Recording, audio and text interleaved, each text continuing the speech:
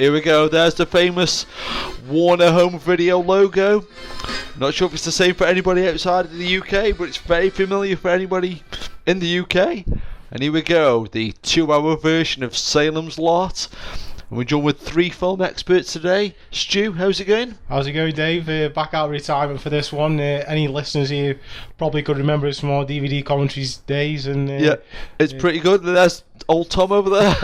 How are you doing? Yeah, definitely old now. I know I said old Tom, sorry about that. And then normally a 4th guy here. Where is he anyway? Well, I've heard he's on a bit of a buying trip. He's due back in a few days. Sorting out some stuff. But he's going to be very pleased to meet you, apparently. Oh, cool.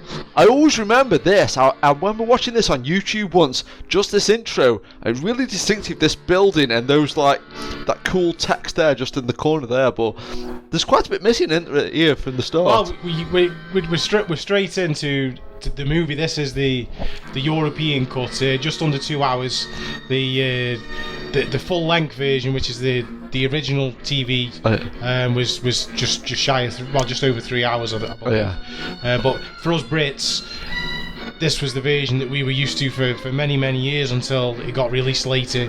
But that's a weird thing though as well, that like this was like a shortened down version for TV. But when you look at like the Carpenter Halloween, they deliberately wanted extra scenes put in there for like, you know, extend it for TV. So you've got this weird like marriage between like shorten it for TV and extend it for TV as well. This seemed to be like a common thing with American TV pilots or miniseries being edited for theatrical release in Europe. I know there's a Twin Peaks. When they shot the pilot of Twin Peaks, they shot a new ending for the European release, so they could release it as a feature film. I also think, Dave, you might know better than me, is that some of the Incredible Hulk episodes were released theatrically. The pilot, and maybe the pilot was, and Battlestar Galactica was released, the pilot was released theatrically. And I was saying to Stu the other day, my favourite Spielberg film, pretty much of all time, it's up there with E.T. as far as I'm concerned, is Duel. Yeah. And that was a TV movie that was released theatrically in this country. So what is that difference between a TV movie and a theatrical movie? What's the difference? What I think back then is like a knowledge of film. For me, this was a film to me. I didn't realise this was ever for TV. I wouldn't understand. Back then when I saw this, well, I mean, I wouldn't understand it was a TV. I wouldn't understand what a TV movie was. As you see David Soul driving into Salem's Lot, that is the start of the movie. Right. I think we need to just touch on anybody that's listening. For the first 10 minutes or so, it starts off in Mexico, which obviously we'll touch reference with what differs from the book. In my opinion, though, of this, I don't think this is a bad adaptation as Die-Hard King fans make out. And when we get to some of the points of why the Die-Hard fans don't like it, but even though King said that when it came to TV, it could because of the restrictions of censorship, that kind of thing. Horror, it wouldn't. But as you know, gore for gore's sake doesn't always work. I think tension is enough. Horror. Jaws is famous for that. You don't really see much. And Salem's Lot had been developed by Stephen King and George Romero. For theatrical release, and I think they met.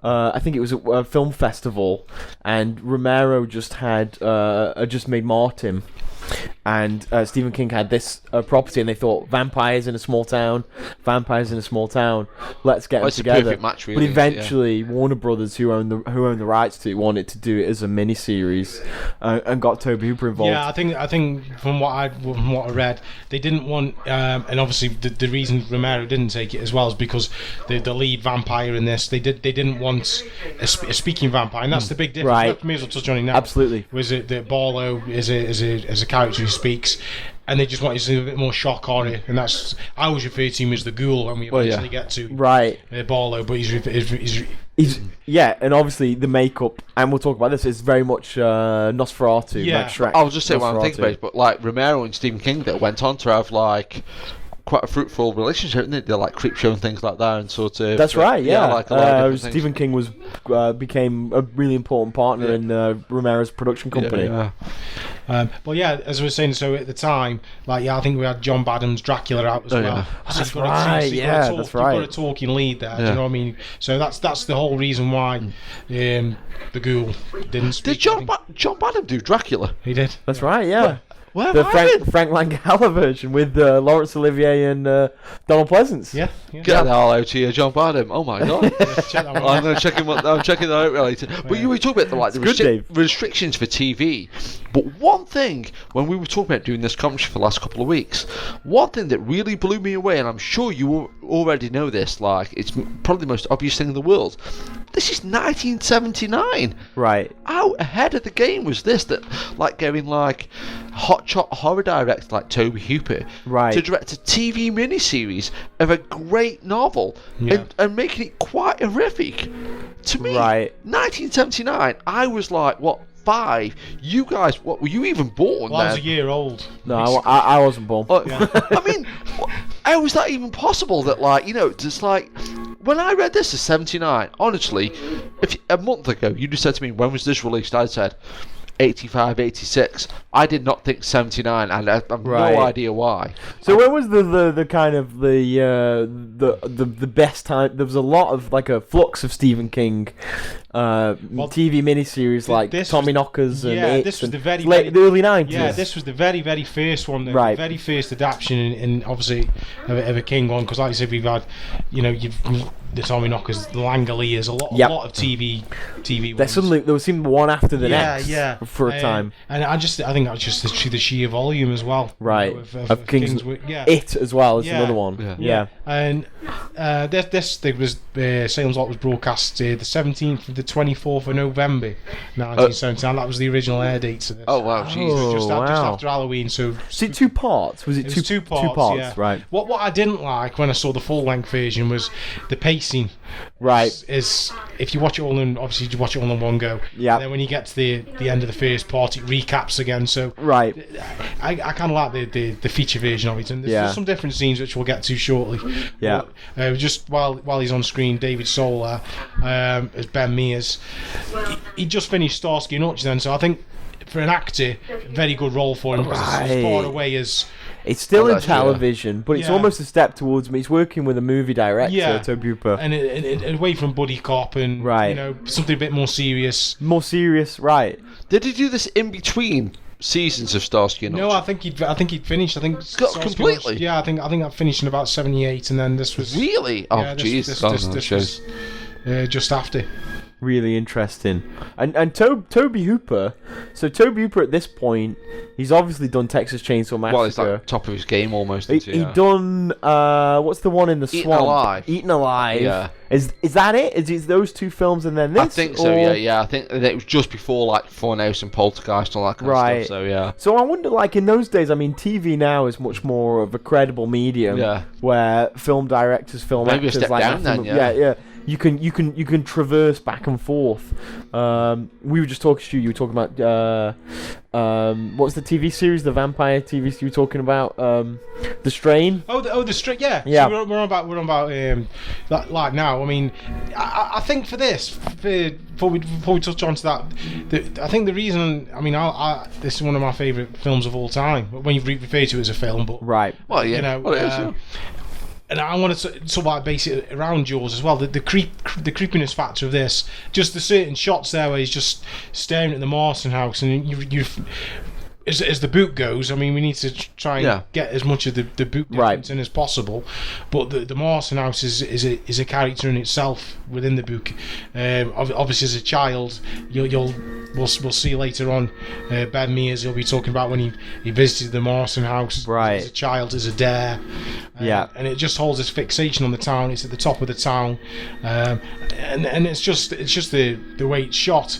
You know, there's not a great deal going on, but it's very, very creepy. But I think music- Tobe Hooper is a proper master at that. And I heard Jamie Lee Curtis say this, and it's in Kurt Russell about John Carpenter, that they look at the world in a certain viewpoint. And I think Tobe Hooper is an absolute genius at this. Is filming something really ordinary like a car or a building and just making it look really weird. Making like it kind of just like Well, there's this here where Yeah. he's just constantly he's bumped into Straker for the first time, which is played by James Mason. We'll touch more on. And he's having kind of an anxiety And attack. he's sweating, and Yeah. you know, it's yeah, like I say, it's the fear factor. You don't need a lot of gore, and Right. you know, it works. Yeah. But even that though, was that one of the first, TV versions of like somebody having like a panic attack or an anxiety attack? Right. And like I've heard like people say like Paul Hardcastle's 19 is one of the first references to like somebody suffering like post-traumatic stress disorder and stuff like that. So maybe it's like.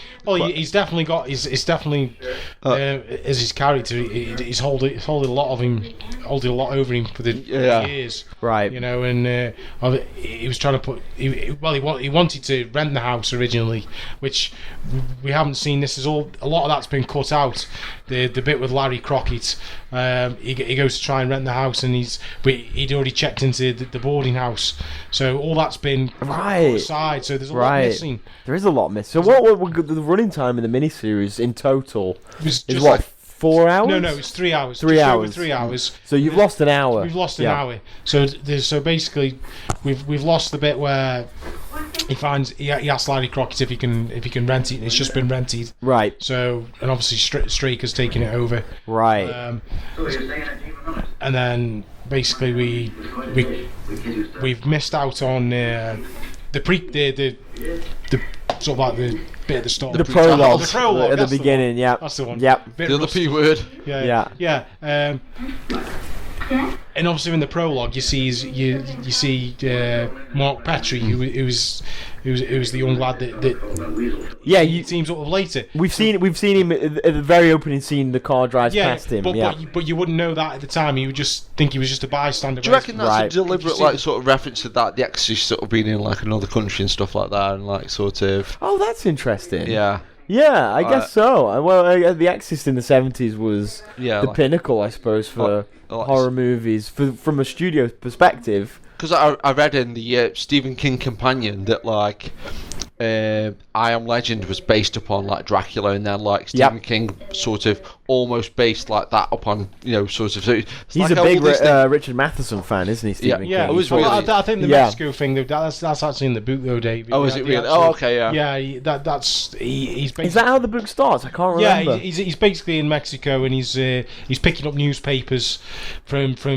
the area, from the lot, seeing what's going on. There's reports of mass murder, all sorts going on. Right. They're hiding out because they're on the run. Right. Basically. They're on the run from the vampires. Yeah. I'll just say this while I'm thinking about it, because literally just said it, and I don't like just remind me, but about 10 minutes from where we're recording this commentary right now is a street called Salem Street, and within that street there used to be a car plate called Salem's Lot, where they used to sell second-hand cars. I literally only just thought of it when you said that, so I thought I may as well just mention it just there. So I wonder, like, when this came out, it must have been quite prestigious to attract an actor of the caliber of James Mason. Well, that's the thing when you think about, like, say, again, this is that thing where now people are falling over themselves, aren't they, to get into TV and like, TV and Netflix and HBO and that kind of stuff. But like then, it was a different thing. It kind of meant that the stock had fallen, yeah. Like I remember George Papard doing the A-Team and like people were like, oh, you're doing TV now? It's right. Like, I mean, that's probably the same for James Mason. I mean, what were his hits in the 70s? He's in, briefly, The Boys from Brazil. Cross of Iron. Yeah, right, yeah. But his big hits going back to the 50s and 60s, obviously. Kubrick's Lolita. He's in the Carol Reed film where he's in Ireland. What was that film? Oh, he's the terror. Okay, never it's a great movie. No. You know about that guy there? You know about Fred Willard? Yes, that's Fred Willard. He looks super familiar. I keep thinking he's that guy from like everything. Like he's from Anchorman. That's what a lot of people. Is that what he's in? He looks super familiar. Saturday Night Live comedian. Oh, okay. Yeah, a lot of Kumar, Christopher Guest movies. He's in all the Christopher Guest movies, like Best in Show. Yeah, but yeah. So just moving on to James Mason as Straker. Yeah. Because later we'll see that when Barlow arrives, Odd Man Out is the James Mason. There we go. he's got no lines.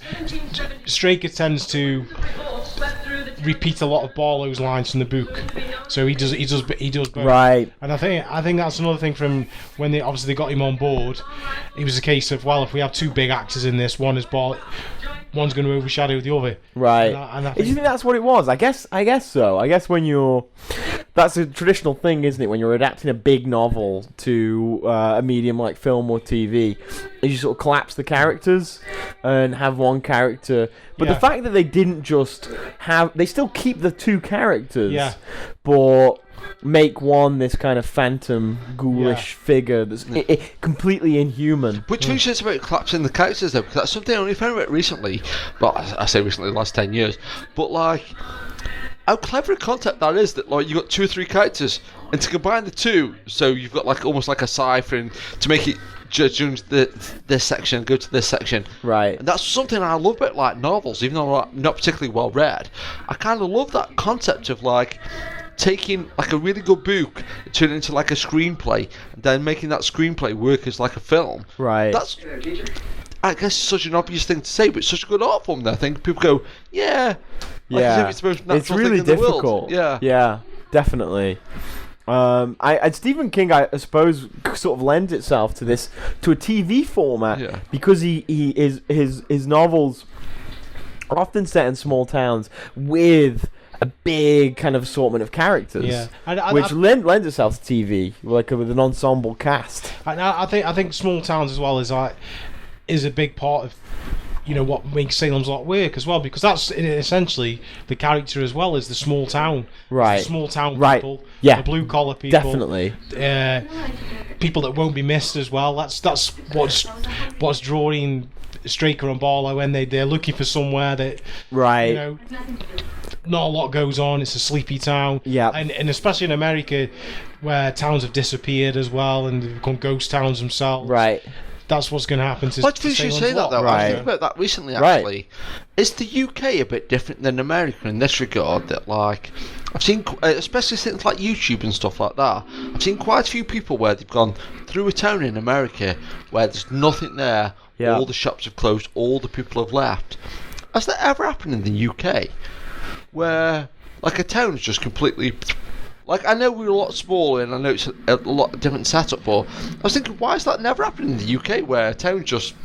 I guess it's just down to vastness, though, but you can drive into like Scotland, places in Scotland where it seems like a ghost town. There's not a lot going on. Yeah, I guess maybe. Compare fiction to reality. Something like that could go on in a small town like that, a small Welsh town in the middle of nowhere. Yeah, I guess it probably has happened. I was just thinking about it. You relate it to like an urban area to somewhere. Well, I've just seen like quite a few times in like people like do these like road trips in America, and they'll drive through somewhere where it's like, there's like literally like a person living there or 2 people living there. I literally thought, I've never seen that happen in the UK, and like even somewhere like round here or it's just a big country. Yeah, I guess. Yeah. It's just one of the things. I guess this scene always reminds me of Abbott and Costello meet Frankenstein. They got the big crate. It's like, this seems like almost like a comedic kind of, the I think is it Frankenstein that's inside an Abbott and Costello, or is it Dracula? They you can imagine, but like, it's like the two idiotic delivery men. I wonder if that was deliberate. With knowing Tobe Hooper, though, I wouldn't be surprised if, like, because like I know he puts like a lot of dark humour or like a lot of jokes in there, so I wouldn't be surprised actually, to be honest. If it's true. Absolutely right. Again, with this scene as well, when we've missed a little bit of it there, but when they eventually get back to the truck and it starts to get cold in there. Oh yeah. Just again, not a lot of gore or whatever, but it's very, very effective. Yeah.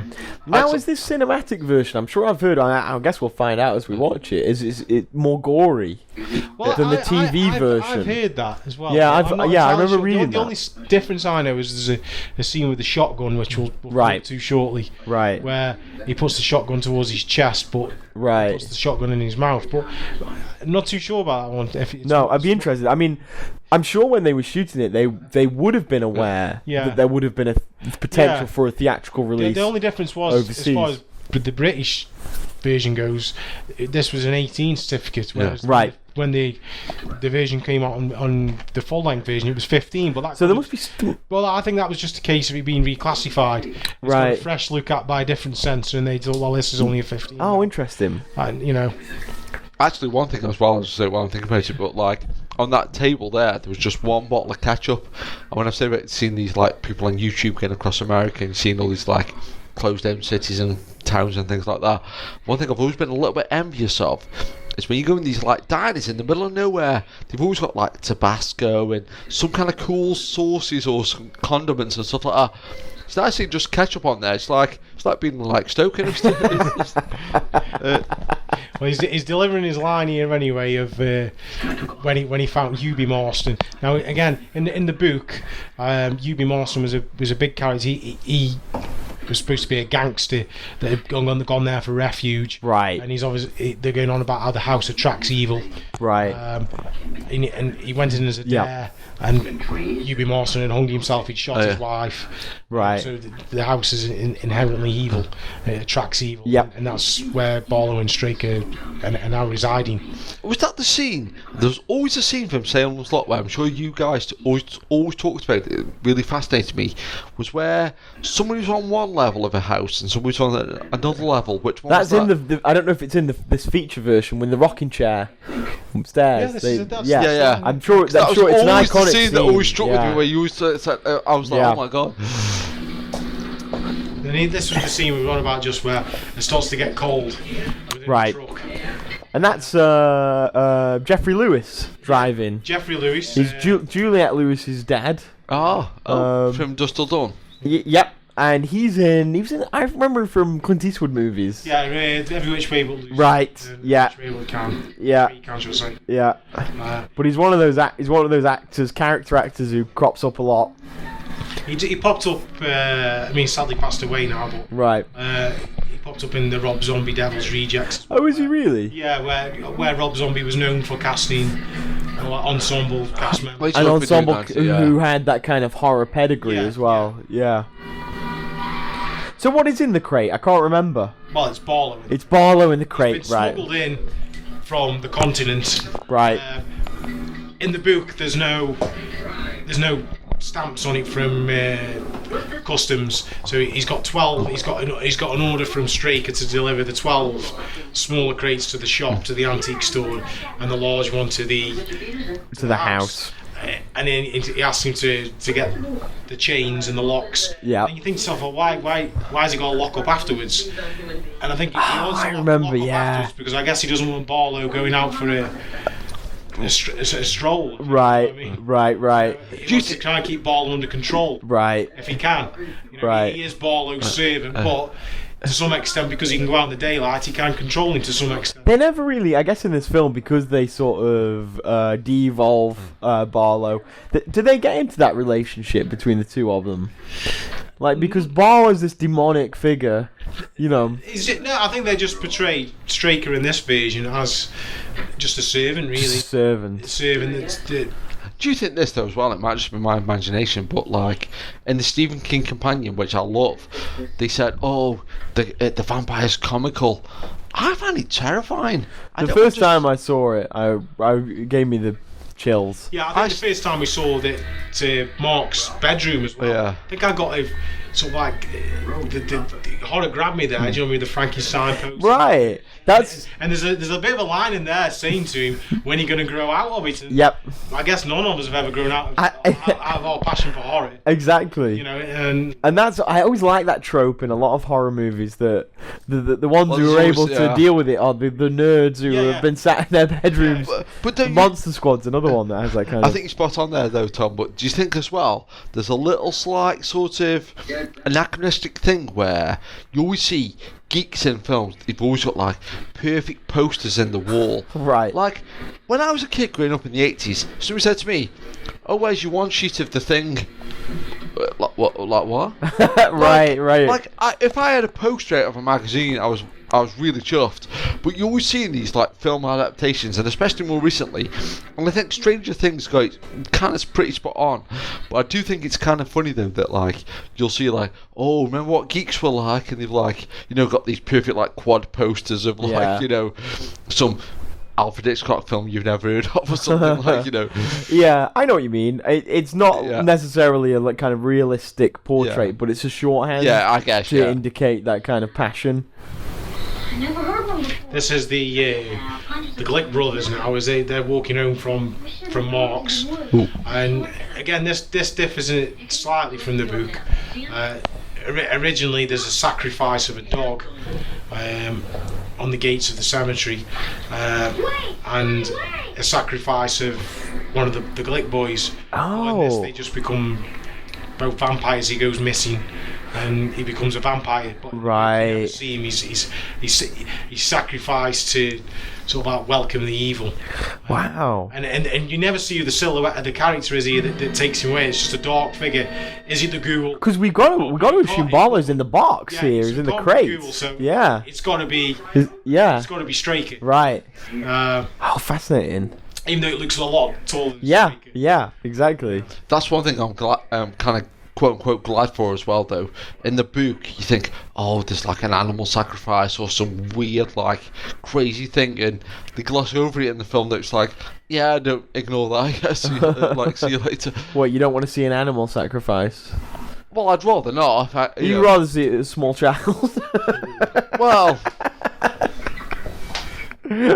Well, but going back to Tobe Hooper is, like, I wonder if this was a step down for him doing TV. I bet the time in late 70s. I would say, at the time, yes, but as time has gone by, then no, because I think this film is revered to some extent. But then again, that's it. No, I mean, he does a good job of it, but I mean, so now you look back on his career and, you would talk about this as being a pivotal moment, but at the time, would he have... I've actually been a low-budget filmmaker though in the 70s, and somebody says, oh, you've done this 16mm film, work for TV. I guess that is a step up in a way, isn't it, maybe? I would say it was a step down, because that was certainly how Romero saw it. Really? When he was offered to, when they said, we're going to start to move this towards television. But I mean, television it was so sort of like a pedestrian medium. I mean, there's so many restrictions, I mean, even in terms of this. I mean, one of the reasons they talk about this golden age of television now is this relaxation of censorship on TV. Yeah. So it can finally portray some of the things that have been portrayed cinematically for a long time. But at the time, I don't think... I mean, for Spielberg, you mentioned Jewel earlier. He's got to graduate away from TV, right? He's moving away. Jewel is made for TV. It's released theatrically in the UK, but he's not making Jewel so he can work in TV. He's making Jewel so he can progress into cinema. I think that's a good point, but once it's slightly different with, say, Spielberg and Romero, where I feel like they got, like, a slightly bigger incline with their work in terms of, like, you could see it progressing, where I think, like, say, something like Tobe Hooper... then that's interesting, that you're saying that Tobe Hooper isn't progressing in an economic way, in a careerist way. So he would have to, like, plateau or move down towards TV? But I think sometimes... It's a back step. Not a back step. I think sometimes, if you've sort of done something like Texas Chainsaw Massacre, and then somebody says, do you want to adaptate a Stephen King book to TV? I think that's kind of a good thing. It's not like you're saying, just want to make like a drive-in movie... as good as that is, I think. Right. I think to me, it's not like a step back. I think, it's like at least on the same level, like say plateauing maybe, but like say at the same time, I think it's sort of. That's interesting. So someone who maybe didn't feel like a career in film was necessarily, but I guess the implication of what we're both saying is the same. Yeah. That TV isn't necessarily a big forward step. So, just touching on what's going on the screen. As we're saying, Mason's character Straker, he's looking shocked there that he's escaped. Yeah, he looked really scared. Yeah. Yeah, Again, so that just shows that he is more so the servant. So it was him. He's brought the body in. Yeah. So it is. But he could have had help. You don't know, do you? That's true. Yeah. There could be other supernatural forces at work. Yeah. But obviously the Glick boy is here now, and he's in the book. He's never seen again, but they believe he was sacrificed. Right. He's been brought back here, and he's the first feast for Barlow and his arrival. He looks particularly pleased with himself. So I always liked Fred Willard's boxer shorts. Oh yeah. The one kind of cool thing about this though as well is this one of the few films we've done a commentary for where we're watching it in 4:3, and even when the Blu-ray comes out in a couple of weeks, it's still going to be 4:3. Yeah, that's right. Yeah, shot in 4:3, even though it was. When it was theatrical, the 185 you would miss some because it'd be cropped. But this is the version now with the shotgun. Now he'll pop the shotgun into his mouth now and make him walk downstairs. But in the full length version, the American version, it gets him to hold the shotgun. Oh, interesting. So they were definitely. So therefore they were definitely shooting for two versions. Yes. That is actually quite a significant difference in a way, into And he says he has to talk to me. And that's George that's under there. I was remembering from Basic Instinct as Michael Douglas's partner. Oh, amazing. That's the only other film I can really remember him from, to be honest. Oh, interesting. This actress looks familiar, but I think she just looks like Melanie Griffith. It's Julie Cobb. Oh yeah? Yeah. Still working to this day, I believe. Yeah. But yeah, so Larry Crockett, what's happened there? He's been caught out having this affair. He's sent Ned Tibbets off to pick up the crate, thinking he's off to work, and he's been spying. He's caught them out. Right. We're going to find Larry Crockett now, who, in the book, again, we're going to see the demise of Larry Crockett. A much larger character, but he's shifted away now. As soon as he's marched out the door, we'll see a big giant hand, and that's the first sign of Barlow. I presume that's Barlow's hand. Right. This is the bit now where it goes into his mouth, and in the version of the full length, he's just holding it. This shotgun's got a 5-pound pull on it, and I've got about 3 on it now. He's a real Stephen King character, I always think. Yeah, this guy. He's got that vibe to him. Yeah. Completely. But that police guy as well from like Cat's Eye as well. What's his name? Oh yeah, we'll get to him shortly. That's Hawkins Gillespie. Yeah. We'll get to him shortly. I think this guy's also was in The Deer Hunter, wasn't he? I think. Yeah. Yeah. But I think as well, for things like say 1979, it completely blows me away. This is 1979, but I'm so used to saying, "Oh, well, this is before computers, or this is before mobile phones." But this literally was before. Like, you in 1979 had like anything like anything like a computer or a video, or you basically like Bruce Wayne if you had anything like that when you're in 1979.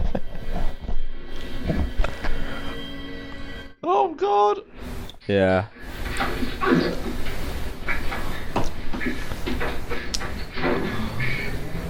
It'd be interesting to see the cut here now as well. Well, yeah. That would have been an advert. Would have gone to an advert. Commercial. Yeah. American listeners. Yeah.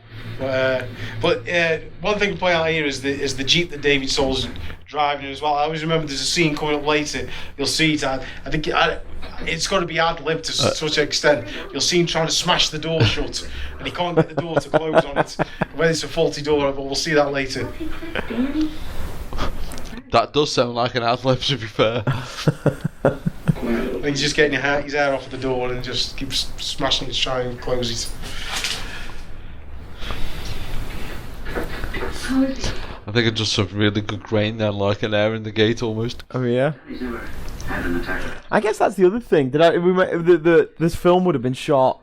This TV show would have been shot 35mm. Oh, that's true. Yeah. Which is maybe one of the reasons why. I mean, what were they what were they shooting on in the UK on TV at the time?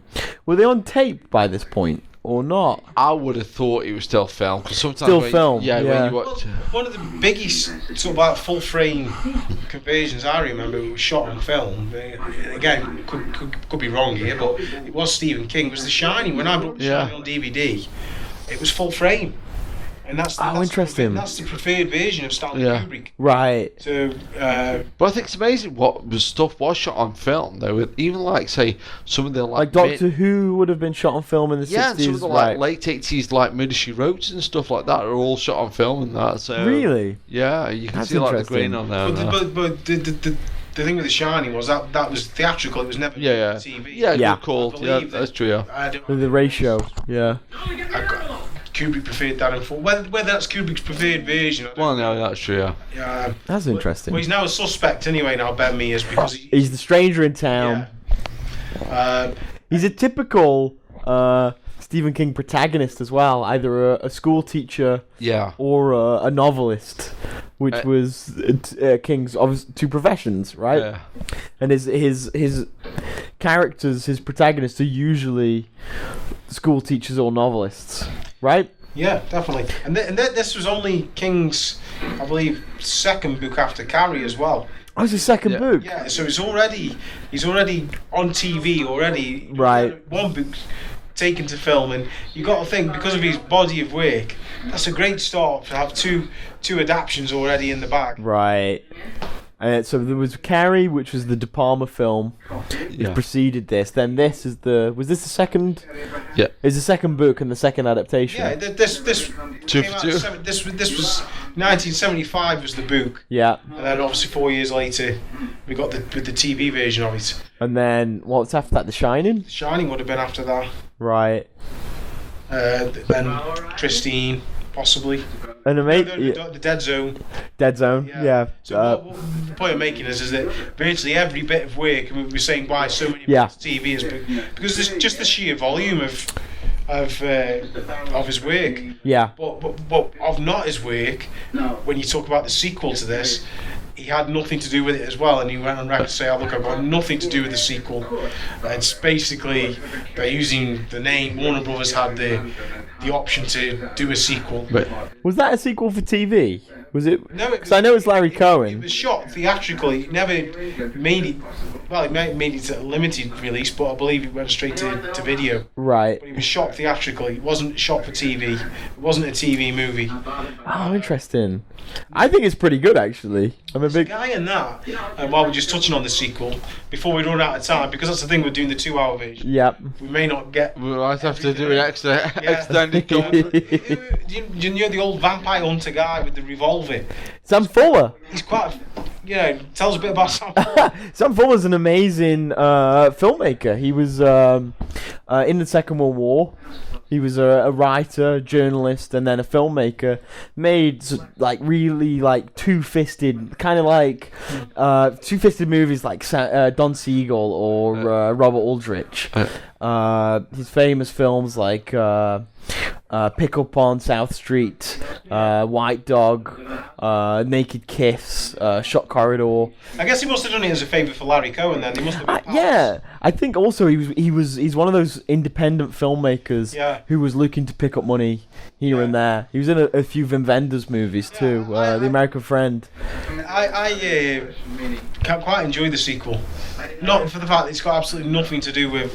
I think it's good. Yeah. I had to, if we talk about the sequel that I've read is the short story One for the Road. Right. If you guys have read that, but it's a short story. I think it was in Skeleton Crew or Night Shift. I'm not quite sure which. I think it's in Night Shift. Night Shift. Oh. And basically, what happens there is after. I mean, we don't have to talk about it in sequence exactly what's going on screen, but. By the time the end of the film and they burn Salem's Lot, right, it becomes a ghost town. But then again, you see that in the full length version of the film. They've gone away and then on their own. He's picking it in the book. He's picking up newspapers to what's going on in the town. So I guess that. So what happens in the short story? The one. Yeah, well that's it. Is in the sequel, the film Return to Salem's Lot. Maybe a little bit of what went on in the short story could be what happens in the sequel because it's about a vampire town. Yeah, there's a chap that pulls up to to a bar in high snow about a few miles away from Salem's Lot. Right. I can't remember the town, and he's basically run out of fuel in a storm. His wife and daughter are left in the car, and this is still one of the freakiest guys. Oh yeah, let's get back to this scene, because this is iconic. Literally one of the scariest things then and now. It's like, pretty chilling. To me, this literally is like in the top 10 things of horror scenes. Yeah, I think when you saw them top 10 horror scenes on TV, this was always in there. Yeah. But I genuinely think, though, for good reason. With some things, though, I think you progress out of everything. Oh, it's just a guy in makeup, and oh, it's just this, that. This is really freaky. Even now, it freaks me out. Yeah. Well, we'll touch on the vampires themselves shortly. So I didn't mean to disrupt though. I just No. It's a great sequence though.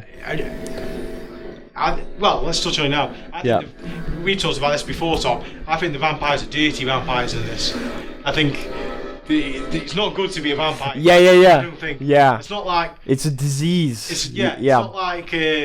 And it's a great line in another John Carpenter movie of James Woods where he goes... Vampires, yeah. He goes, they're not pole-smoking fashion with fancy capes. I always preferred a vampire film to be that. You know, I don't like the kind of Bram Stoker eroticism, romanticism.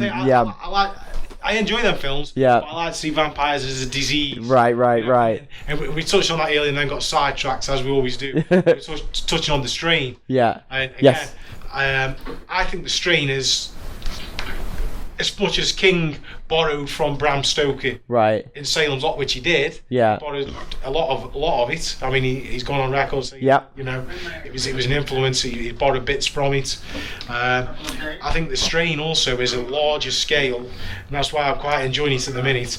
A larger scale of Salem's Lot. That's interesting. There's a master in it. Right. Anybody who becomes a vampire is really dirty. They lose the soul. That comes from Richard Matheson in I Am Legend. Yeah. I mean, even the fact that you have the central protagonist, Robert Neville. Yeah. He's studying the blood of the vamp under a microscope, and then there's all that going on. It's a germ in I Am Legend. Yeah. And in the Strain, you've got the character that is, he's like the Van Helsing type character. He's studying the blood, and he's used the blood to stay alive for a lot longer than he should have stayed alive. Right. There's history and books. And there's chemicals, there's all sorts, and the main protagonist is a biochemical. Oh, interesting. I don't know, disease control person. Right. But if you get taken away, even that sounds like the Stand or something like Stephen King. I think a lot of this stuff does borrow it much for muchness. Yeah. But I think on a large scale, it is because he's starting off small. He takes over a few bodies at an airport, and then basically we're up to the stage now where New York has almost gone, and it's constantly spreading. Oh, fantastic! I have to watch this. It's definitely Salem's Lot on it. On like a bigger scale. Yeah. Like moving beyond the small town to a city.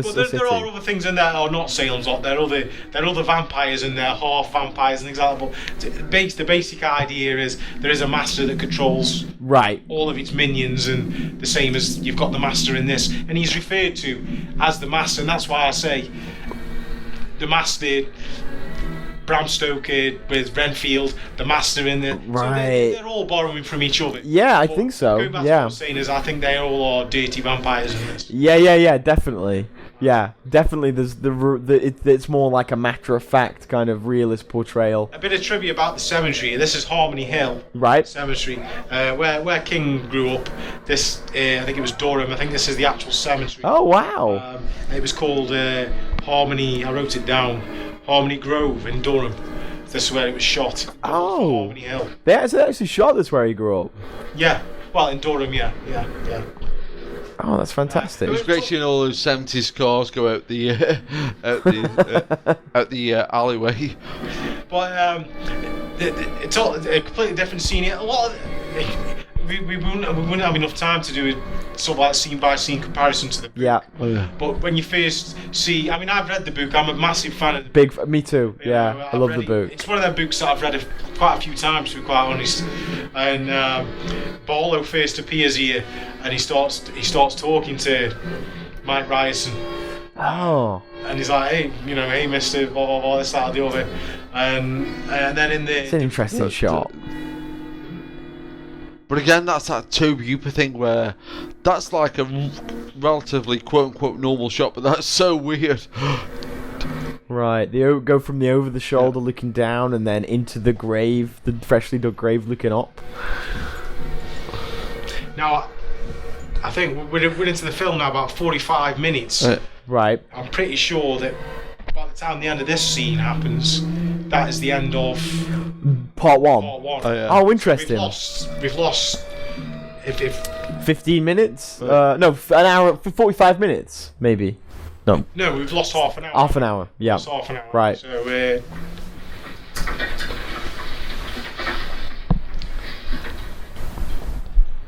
But so in the book. But yeah, I do remember this being like another, But Barlow gets full stop. Barlow convinces him to jump down into the I see. the coffin. Right. So Barlow doesn't actually get him. He convinces him to jump down and. Right. And as well, this is one thing that's so freaky as well. I was proper gutted about stuff like this. But don't a lot of coffins collapse when you like put soil on there? Like, I've read that recently. They collapse. Yeah, like if you get like a coffin and you get like buried, like the coffin's actually just. Well, it would do once it's full, I would imagine, because of the pressure. Yeah. But like, I was like, oh yeah, at least people can find me like 500 years from now and like They can still find you. Rotting. reanimate me and stuff like that. Like, but I've since feel like. Why don't you get cryogenically frozen like Walt Disney? I've got that kind of money, have I? a billionaire. I've got some freezer space. Okay, let's do that. Yeah. Put your head in there. Put your head in there, just the Dave. old head. Yeah. The old brain. Yeah, that's all we need, isn't it? Not even that, as far as you're concerned. Well, this is the scene where his dad comes up to him and he's telling him where's he going to get out of it. Right. Grow out of it. But this is foreshadowing here because he's becoming an escape artist. And obviously we'll see later on that he's going to get tied up and stuff. Right. So we'll see that he's able to escape. Right. In the book, Yeah. I think he gets some broken glass and cuts his way out. So I don't think that even. Oh, interesting. There you go. He's just got out some handcuffs. Right. Want the time yet? There's the big There wolf you go, man. so he's just showing that I can get out a rope as well. Yeah. No. Sometimes But without his knowledge, he's a nerd. He would be vampire fodder. Exactly right. Once He's prepared. Yeah.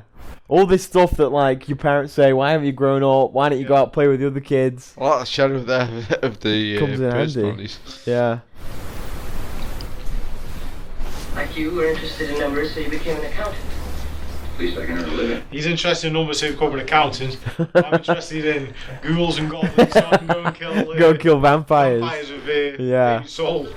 It's interesting, isn't it, that in the feature film version, I think one of the casualties is actually this David Soul character. Is how many scenes have we spent with him so far? Not many. In the first 45 minutes. Traditionally, cinematically, you follow a single protagonist. Yeah.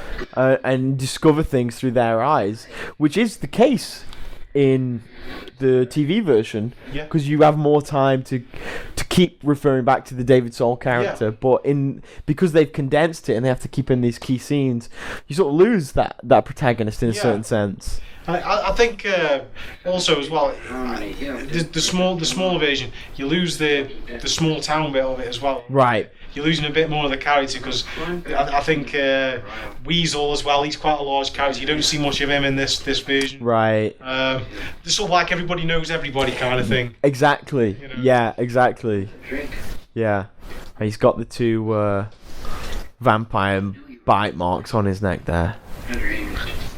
Sounds so counterintuitive to say this, but like, because I normally like long versions of stuff, that like, I kind of like this short version because it's like, it makes you realise what scenes you do and don't need, and sort of just getting rid of stuff. If this was shot for film, this would be right. That's a really good point. Like your theatrical version, and then your DVD would come out with your 14 extra minutes of, in all fairness, useless scenes, because that's what they tend to be. Right. Right.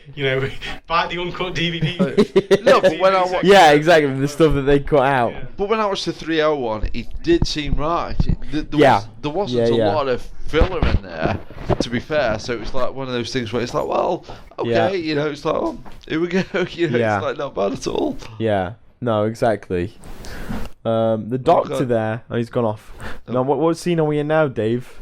I think are we going to go into another kid outside the window sequence? If we are, I might have to throw myself out of my own window. Make a run for it. Yeah. Which looks like they're shot in reverse, aren't they, these window sequences? That would make sense. But with again, the smoke moving away. But I genuinely think though as well, I know you sort of get freaked out with stuff that freaked you out as a kid. But like, to me, that was up there with like, the mother walking past the window in like Bates Motel, or the woman coming out the ring, out of the well in the ring and stuff like that. Right. That's just like freaking terrifying to me. Yeah. Even now, and I normally think I've like gone past all this stuff and that. Oh my god.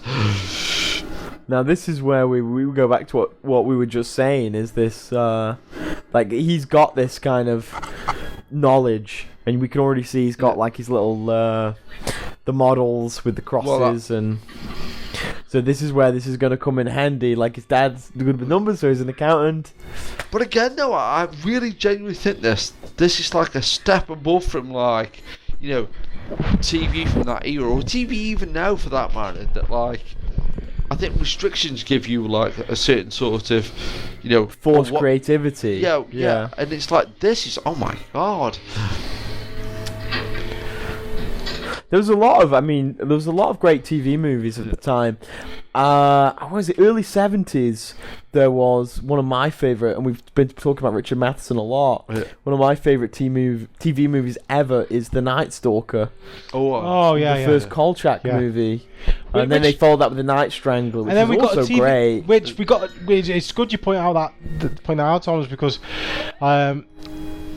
originally it was mentioned that they would turn Salem Lot into an actual full-on. We're on about pilots at the very start of the commentary, like an ongoing. It was going to be TV series. And that's where the rights to the sequel came from, I think. Oh, interesting. But I think it would be to this day. I think with a pilot now, they could reshoot a pilot to this. Yeah. And you could do a series. This you've got a brand name. You got a brand Anybody name. listening now who's a film producer, you're onto it. You probably get it quite cheap as well. Multiple characters. You probably get it quite cheap as well. Well, it makes me laugh on IMDb. It says 1979 to. Like as if there's another one, as if they're waiting for the next one. It's like okay. Stu, you've seen this and I haven't. I don't think you've seen it, Dave. They did an updated version of Salem's Lot in 2004, 5. Rob Lowe, wasn't that? Yeah, Rob Lowe is the right. Yeah. What's the right? Yeah, the David Soul. Again, I think that's another thing as well. You can be a fan of.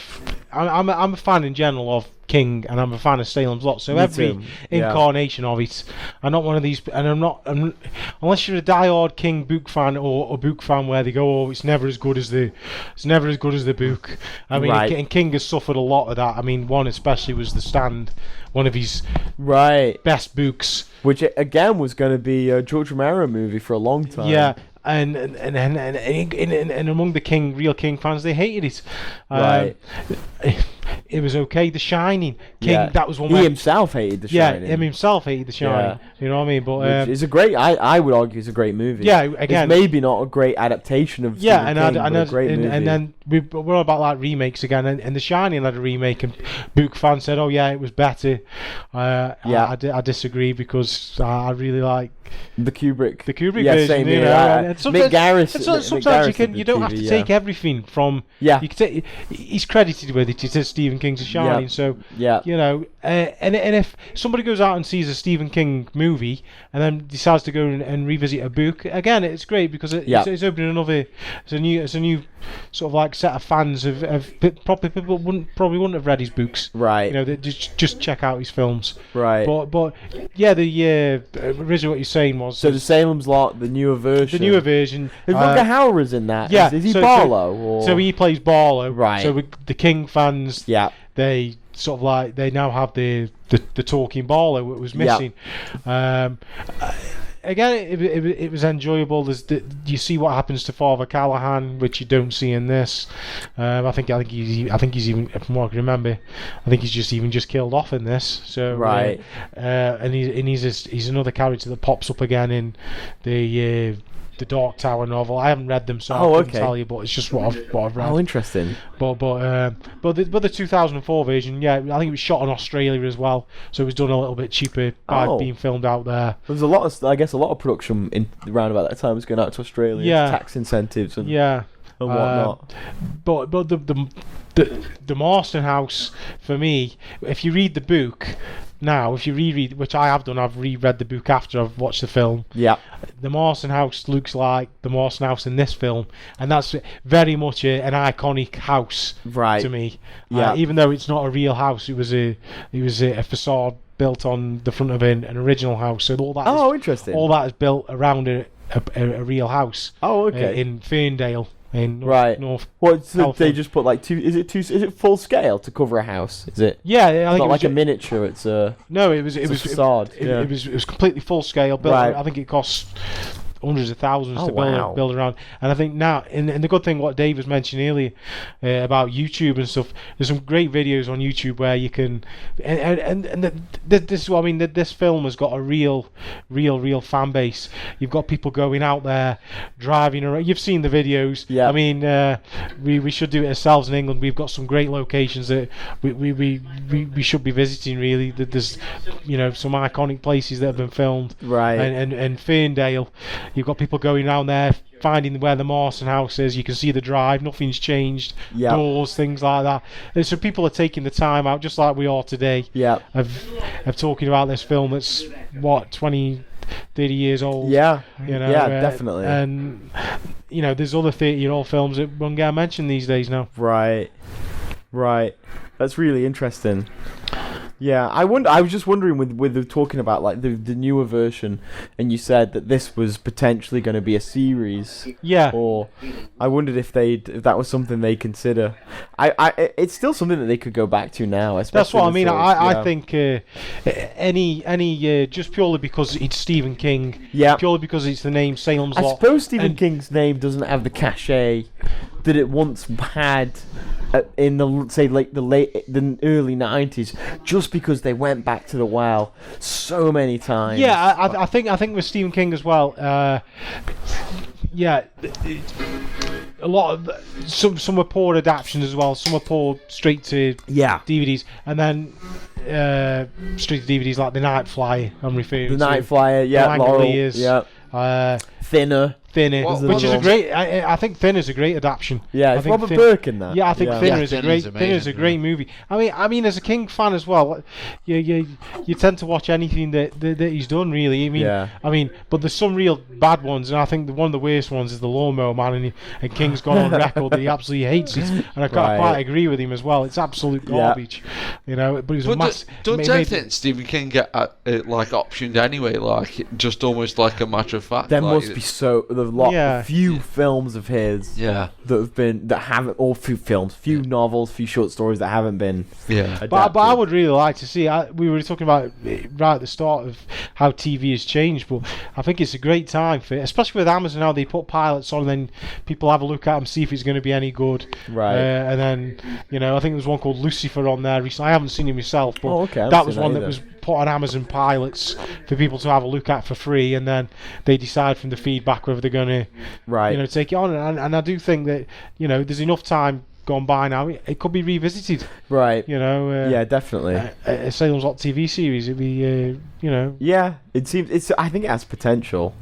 Do you guys have a favourite Stephen King adaptation? Is it this one? Is it something else?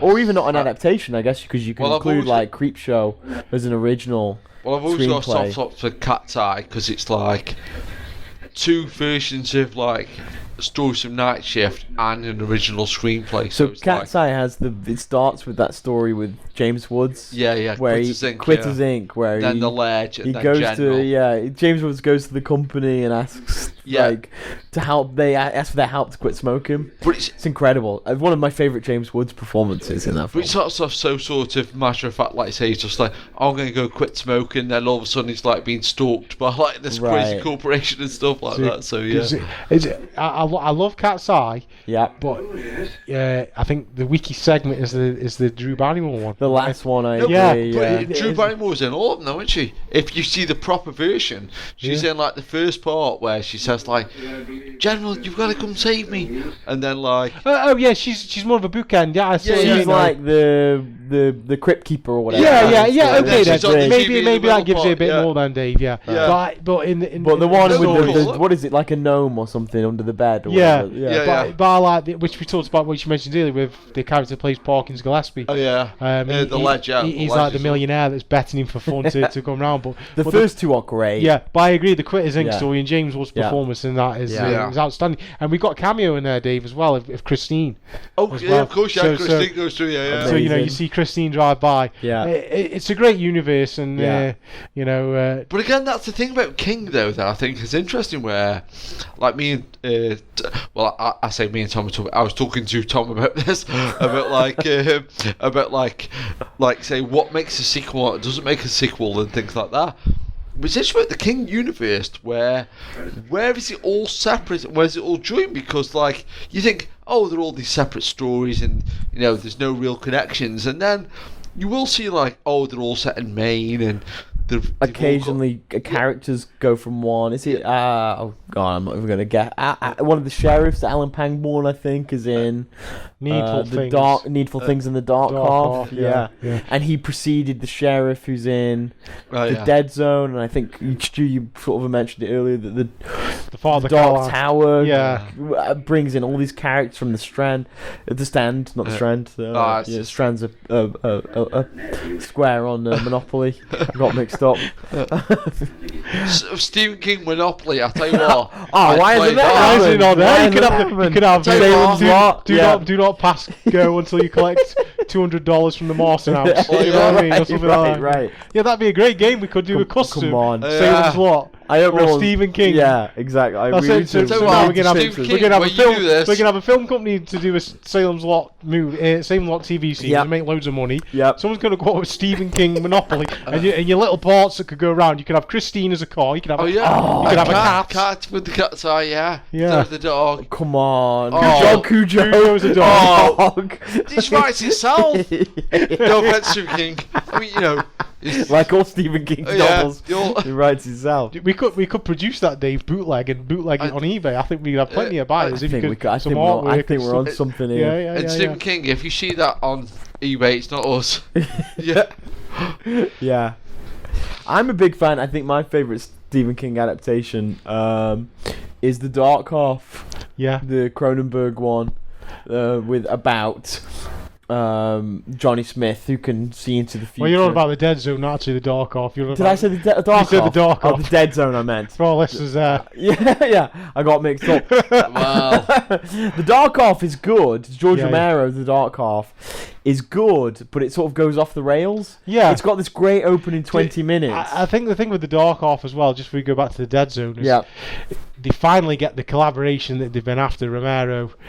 Right, doing a full-on feature direct. They were supposed to do Pet Sematary. Yeah, and obviously I know we've got Creepshow, but it was an anthology. We're on about a full feature film. They never did The Stand. They tried to do The Stand. They tried to do this. And they get onto the door, and I think it's just an unfortunate event. So Ryan went bust, and they run out of money, and it kind of looks. It's just a bit stodgy, I think. It just sort of it starts to repeat itself a lot. Yeah. A lot of the sort of the murder sequences. But the first like 40 minutes of The Dark Half are great. Yeah. The whole of The Dead Zone is fantastic. Yeah. I was thinking about The Dead Zone with Christopher Walken. But I'm thinking with Donald Trump has said recently that he's willing to use nuclear weapons and stuff.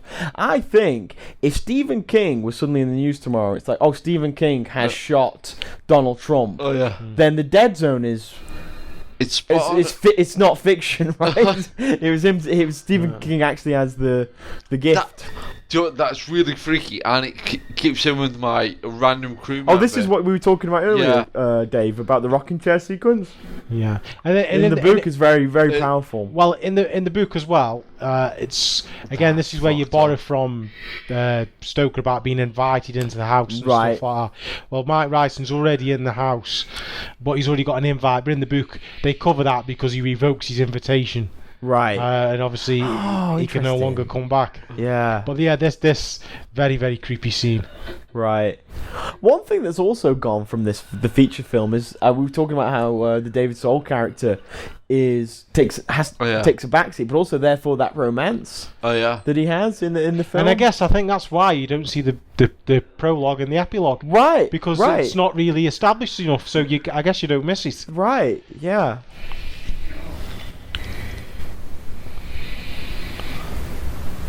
Have we seen Barlow yet? We've been talking. We've just seen that one hand. With the hand, but we haven't seen him in all his glory. You will see the big reveal is the jail scene. Right. Because we've just seen... I think you might say I revoke. Oh no, he just doesn't go. What's we should say that though? About 2 or 3 years ago on the Horror Channel, they put this on in the daytime. Said it, yeah, he said it. Can you believe this was shown in the daytime on UK TV? Well, we were talking. This will give you nightmares. We were talking about this. Me and Tom on the phone about because we're on about the fact that the UK version was theatrical video, and did it ever broadcast? I don't think the full TV series originally around the 70s ever came to the UK. I don't think it ever did. No. I think we first saw it on video, and if you look at the big box. We'd have to see it. The big box Warner Brothers, the copyright on that big box. You're probably looking 1981, 1980 maybe. Right. So you're only looking a couple of years. So I would say that it premiered on video. It never made it to TV. And then what we're on about then, has it ever been on TV again? It's definitely been on TV again. It's definitely been on BBC Two. But it's been as the theatrical version. But the Horror Channel one, possibly the full length version, has then been on TV again. But that was... I'm sure that it was the theatrical version that I saw for the first time on BBC BBC Two, late at night, but I can't be sure. But since then, I've only really sort of seen the 2-part TV version. Here we go. This is freaking. That's freaking. But really heavily criticised for using the Nosferatu makeup at the time. But people couldn't figure out why they'd done that, why they made that decision. But as much as I like the Stephen King companion, it always says, it looks comical in this film. Well, that Stephen King companion can go F itself, because that is one of the scariest things ever. Yeah, I agree, Dave. The noise it makes as well. A dirty vampire. But they touch on that in Return to Salem's Lot. That then becomes... And again, I think as time went on, he didn't say anything. And then anybody that had seen the original, that's who they were aiming at as a sequel. Yeah. So what they did in the sequel is... You see the ghoul character, which is played by, I think it's Joseph Sommer, I think is the actor's name. He's the main villain. That's what's called the true face of the vampire. So normally, just normal fangs. Right. And then as he gets angry and whatnot, he then turns into the ghoul. Yeah. Right. But in this film, he's just a ghoul all the way through. Interesting. That's good. There's no saying that he will be Barlow as a normal human being, because that is very interesting, because if you're Barlow and you're that ghoul and you're just a monster, you're not human anymore, are you? You're that. Whereas his minions have got some kind of humanity still. They still look human. They still talk. That's interesting. So I guess there's that kind of the idea that a progression, or like they just degenerate, or he is something completely different. He's a different species. He's a different. He's completely different, and all of his minions are different to him. He's the master. There'll only ever be one of him. Well, that's the one thing I've always kind of liked about horror, though. It's like I'm not saying, oh, look how great we are, but like... You can say that. Yeah, look how great we are. Thank you. But if you talk to like people like us, you can deconstruct something like this. Like some people are like, oh, it's horror great, oh, it's the best thing ever. But like, when you can look at it in the sense of like, oh, imagine being this character, imagine being this person, imagine... And you look at it from like a sensible perspective and deconstructing it in the sense that like, yeah, if a vampire was real or if this character was real, what would he be like? Yeah. You know, it wouldn't just be like, oh, he's dead cool and all. And I love, in keeping with exactly what you just said, Dave, is this scene where he's talking about the spread. Yeah. 2 times 2 times 4 times 8. Yeah. How it's gonna just completely annihilate. Yeah, and that we touched on the strain. That's exactly what he started. Yeah. Started on a plane with 50 people, whatever it was on there, and it's just constantly spreading. And this is, it's like the thing almost as well. Right. The same scene as there. If it spreads, it's going to spread. So we're talking about Nosferatu and the look of like Barlow. I can't remember. It must have been quite close to the Nosferatu remake. Yeah, 79. Yeah. Is it the same year? It's the same year. It's the same year, which is very interesting. Well, it could have come out roughly the same time as well. I'd have to look into that. Right. But which is Kinski in the. But the Nosferatu. But Luke already existed, didn't he? Yeah, he's in this sequence is the one I remember, Stu, where I'm sure it's Barlow come into the kitchen. He does, yeah. This is the one that stands out in my mind. In the film. This is for me. I don't know why. Yeah. In the book, a lot of this is very, very similar. The lines, the shaman line. It's a great scene in the book. But in the film, it is toned down ever so slightly because the parents get quite a gruesome death. But here, he just bashes the heads together. Oh, of course, yeah. But this shows as well that Barlow as well has got more powers than his minions. He can enter houses. Yeah. He can do away with the cross. And he's just a shadow there. Yeah. And then the shadow becomes something physical. And then something monstrous. And I think this has definitely got Jaws elements to it as well. There we go. That's it. They're dead.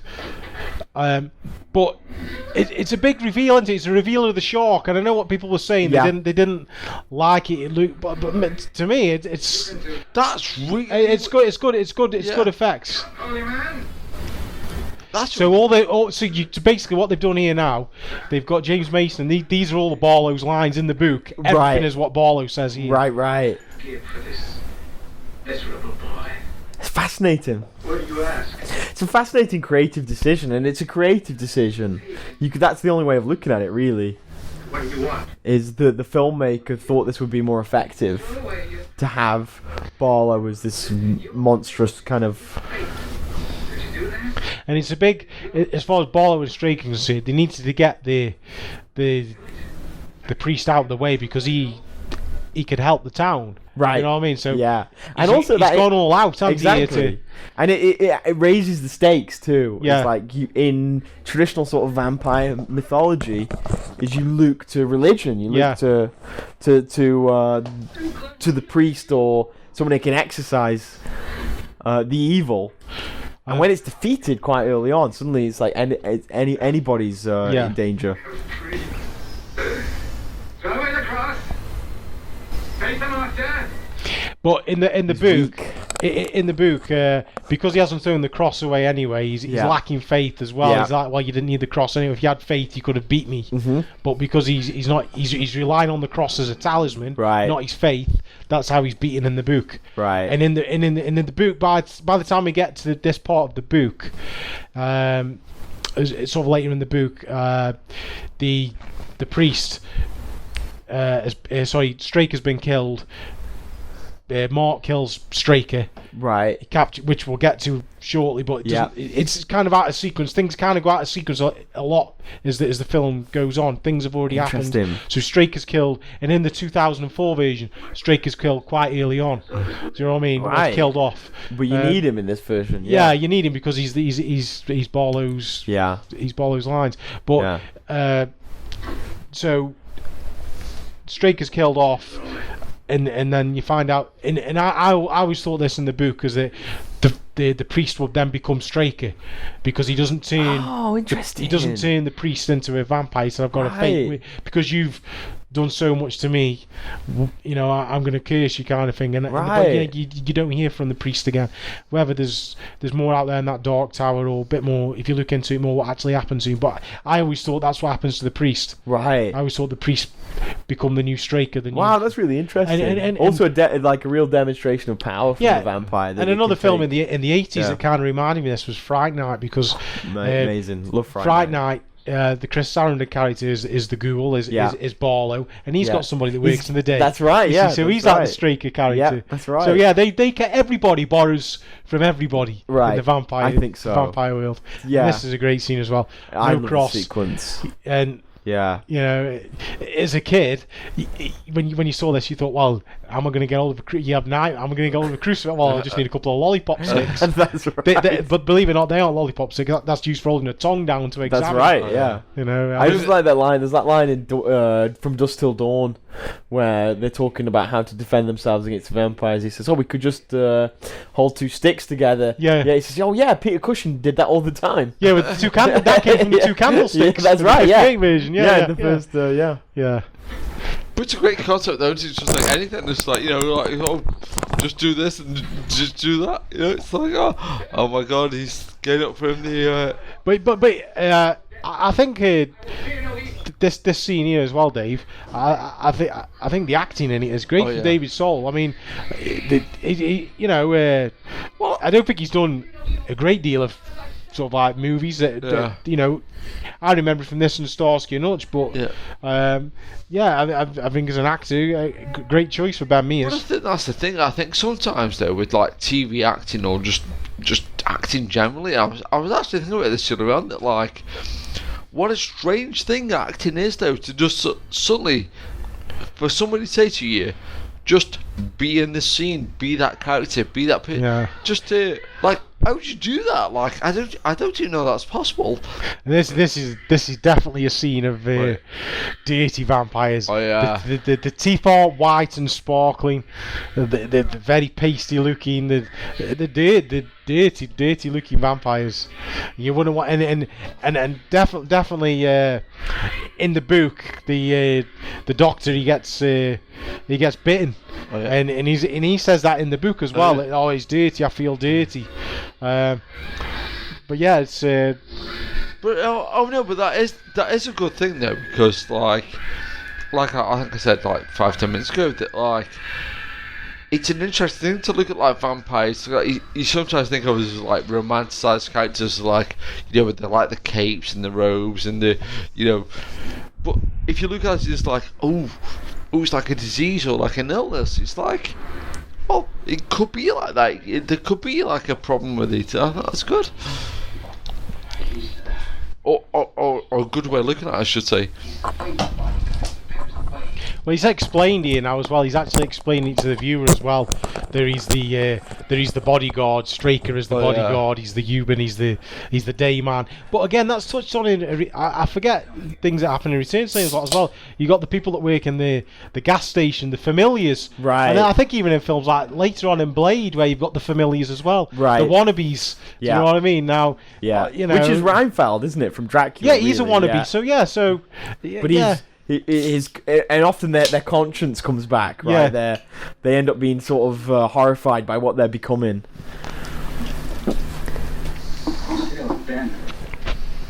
This guy, Ed Flanders, plays the Doctor. He is in The Exorcist 3. I mean, he's done a lot of things. I think St. Elsewhere is famous for. Yeah.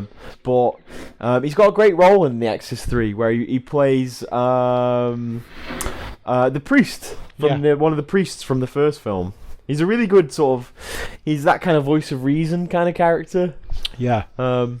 And here he's almost like the Van Helsing character, isn't he? He is, and I think in that last scene as well there, he needed convincing of what was going on. Right. And now because Margie Glick's just risen from the grave and, she's disappeared by having a cross touched, he's seen someone rise from the dead. Right. Oh, right. So, you're right. He's convinced now, he knows everything's for real. He's like a science man, he's a doctor, he needed that convincing. Yeah. But now he knows.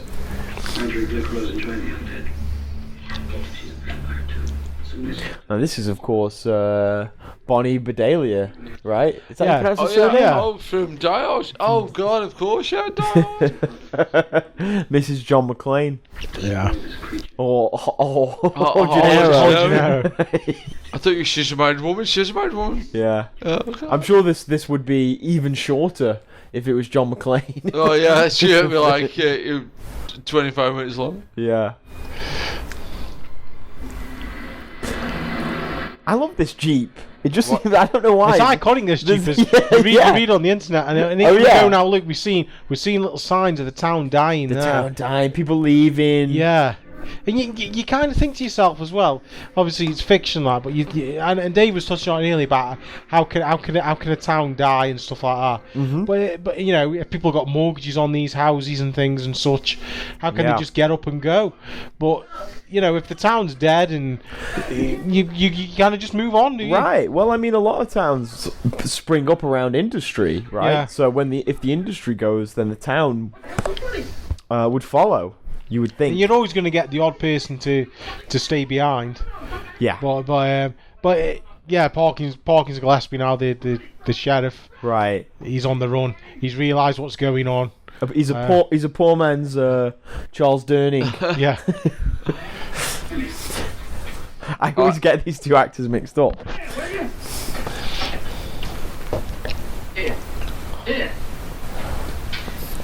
So that's the thing we've lost now. We've lost religion, and now we've lost law in the town. They're left to fend for themselves. Yeah.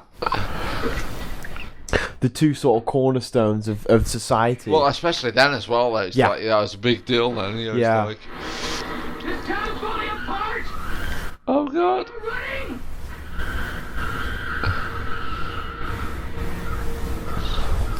Is that the last we see of that character? That's it. You don't see him so again. it's essentially kind of it's cowardly but also smart. Yeah. Right.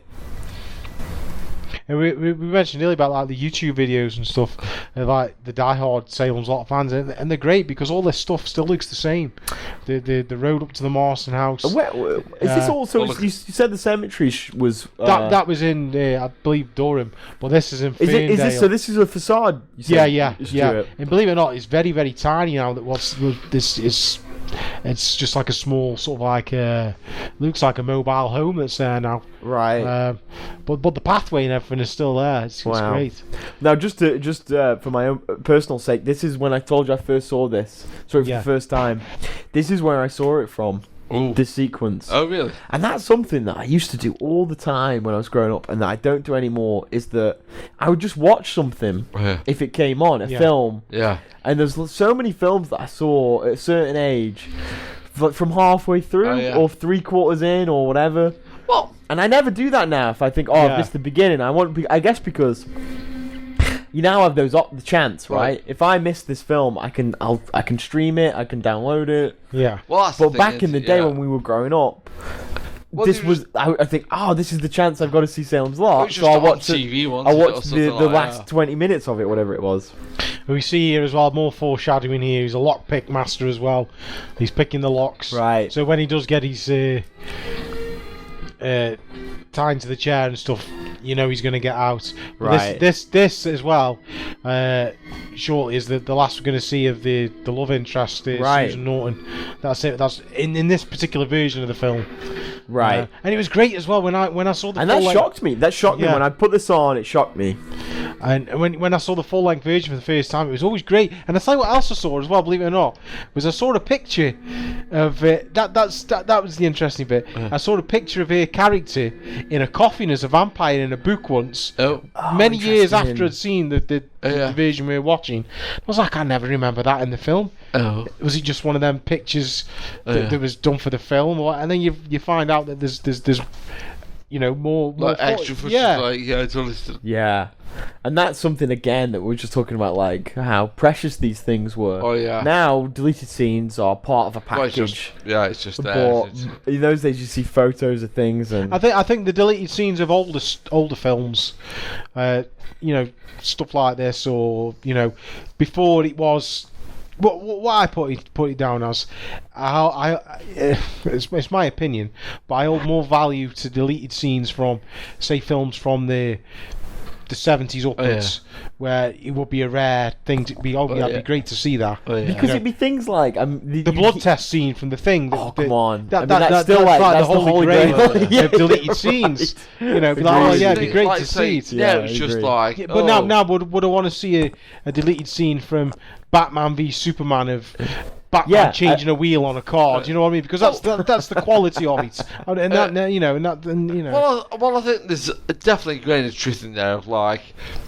a lot of early deleted scenes were more just fascinating. It's just like they didn't have that time to sort of mess around like years ago. It's just like, if you were filming something, it's probably of content, I think it's almost a case of, like, I agree with what you're both saying, but there's almost like now every film is manufactured as like a cult movie or something. That's what I'm saying. It's like a treasure trove. Yeah. Like, so Batman vs Superman is like, oh, you really were gonna want to see the deleted scenes. It's like, well, not really. No. Whereas something like The Thing, which is it's a masterpiece. It's a genuinely great film, and then you hear about these. There's alternatives of what could possibly have been for the film. Yeah. It's actually, I think, interesting. Yeah. It's got to be a genuine sort of like cult film, or a genuine collectible film, or genuinely not a, like you say, a mass manufactured deleted scene. Because like how similar is this, by the way? Just sorry to interrupt you, Stu, but to the Texas Chainsaw Massacre house. Oh god, with all the feathers on the floor. Feathers on the floor. I actually like as you compare it to the actual book as well. I love the interior of the house in this. I think it was, very much how I imagined it in the book as well. That's great. He did a great job, Tobe Hooper, on this film. On this TV show, this film. That's why I think Tobe Hooper, though, like say with like Texas Chainsaw Massacre 2, Invaders from Mars, and like Life Force, he doesn't get enough credit in a lot of ways. He's an eclectic director. Yeah. I mean, so after this, he made directly after this, he made Funhouse. Oh yeah, Funhouse is good too. It's a strange film. Yeah, it's really strange. It's kind of messed up, yeah. And then right after Funhouse, he makes Poltergeist. Oh yeah. And Poltergeist is famously a contested film for him, in a sense that the half of the cast and crew was saying he didn't direct it; it was Steven Spielberg.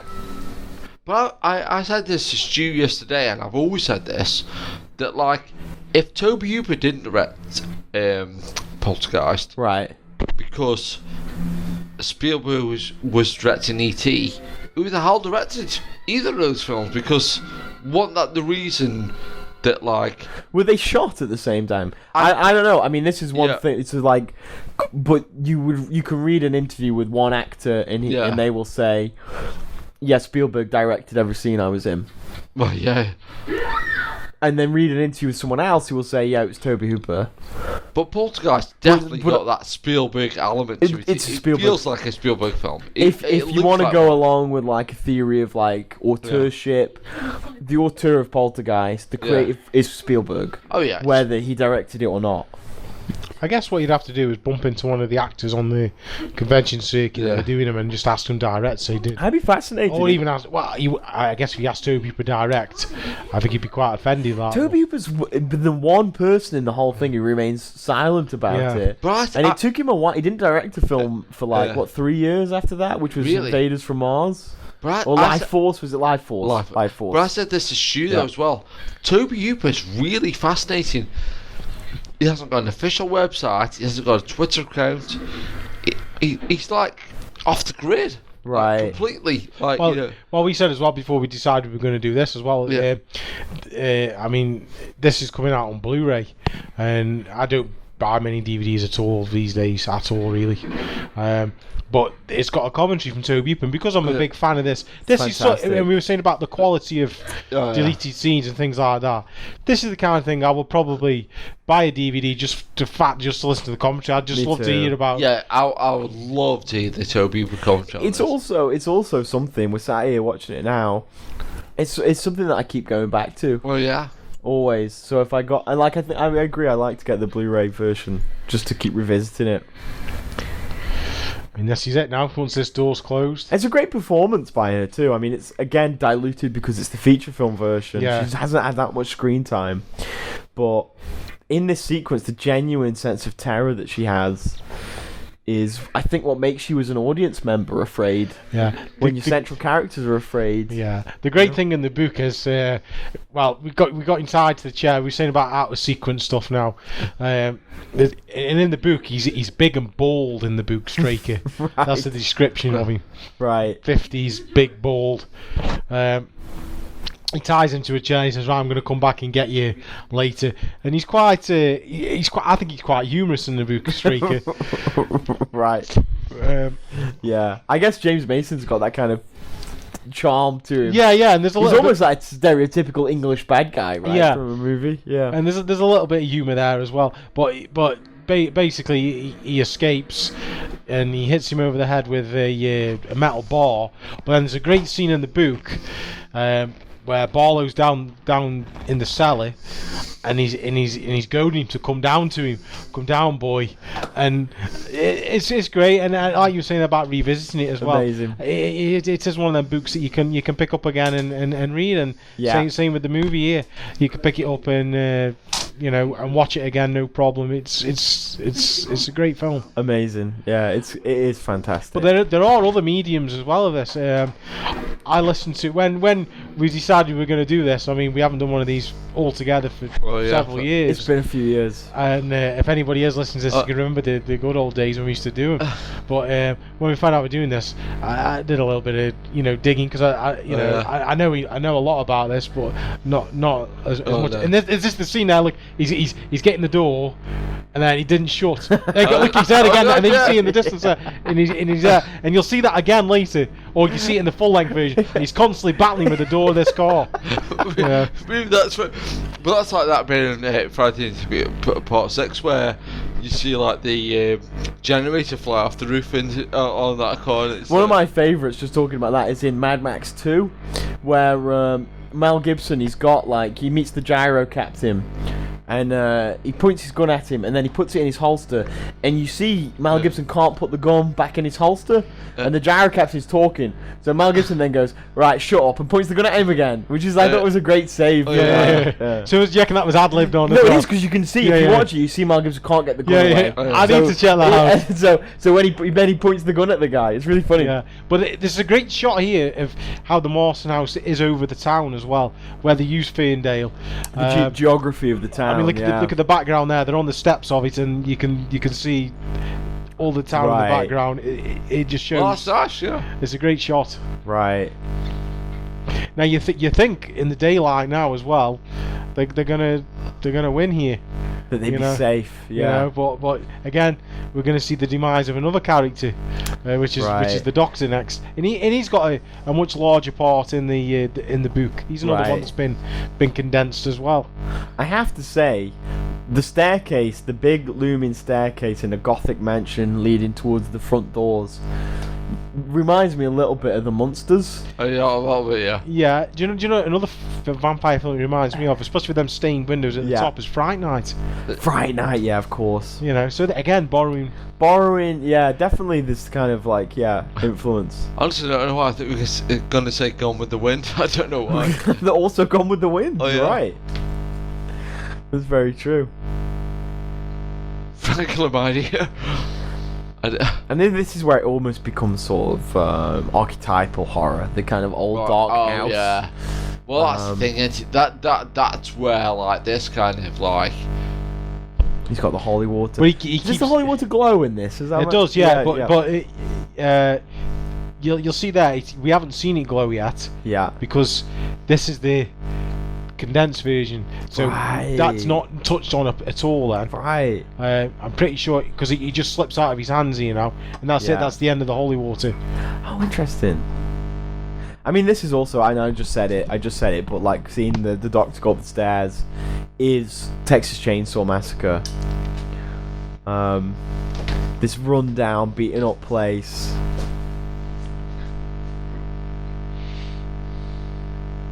I mean, I'm sure that's why Tobe Hooper got the job, based on Texas Chainsaw Massacre, as opposed to Eaten Alive. Yeah.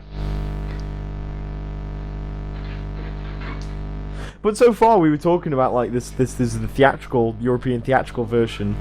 It hasn't necessarily been more violent up to this point, has it? No, that's. I think the only difference is that I can see is definitely the shotgun scene. That's the only difference I can see. He puts it in his mouth. Yeah. Yeah. Right. Otherwise than that, I just don't see any difference at all. I wonder, because you hear about this, don't you? Like, I mean, so I was saying about like I read a Time Out. I was going to say maybe when he gets his demise here. Yeah, I wonder. Maybe this is a little bit more gory when he's. But you hear about like the Texas Chainsaw Massacre, right? And people say, "What a violent film that is!" Yeah. When there is no on-screen violence. Oh, let's see. Here we go. That is so Texas Chainsaw. If you just saw that shot, you'd say Texas Chainsaw Massacre. That's spot on. But no, nothing. Sound effect. Maybe that shot isn't. I don't know. Is that shot? It's in there. I'm sure it's in there. It's in there. It's not that bad, is it? Yeah. But this is very much Fright Night here. Yeah, right. Definitely. You know. Right.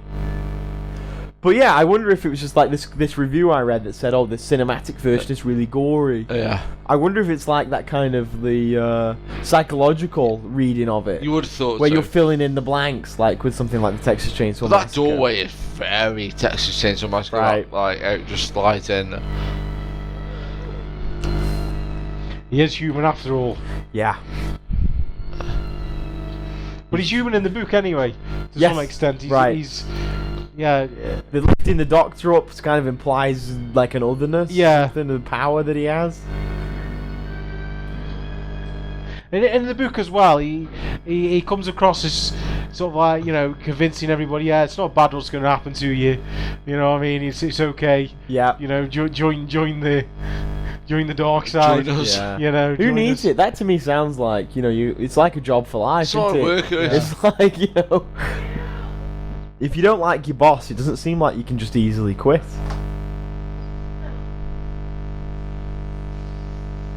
But I like David. I think David Soul is really good in this. Yeah, we touched on that, didn't we? We were saying that I think his acting goes. Yeah, he's known for Starsky and Hutch. Right. Just that little scene there.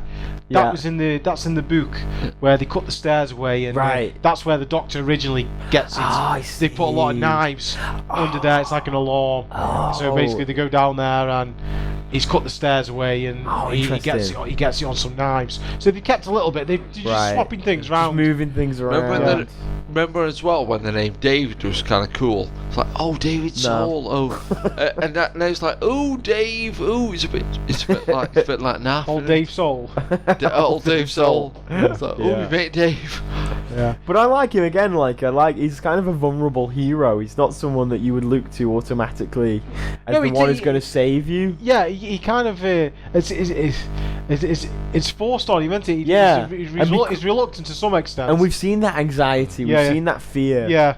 So he doesn't seem like the one who's going to be able to step up. Again, I think as horror films go, this scene that's coming up in a minute within the little doorway that breaks the lock off. It's iconic. Right. This for me is an iconic piece of horror. So I've been watching this the first time from the minute that Bonnie Bedelia comes into the house, and I was just like on the edge of my seat. Yeah. And I knew I had to see this film from the beginning. The lights going down. Yeah. It's and again, the dirty vampires, they're all just in there. Whereas Barlow's got his nice big coffee, and his minions are just all sleeping on the floor. Right. You know, cast to one side. Yeah. It's not good. Right.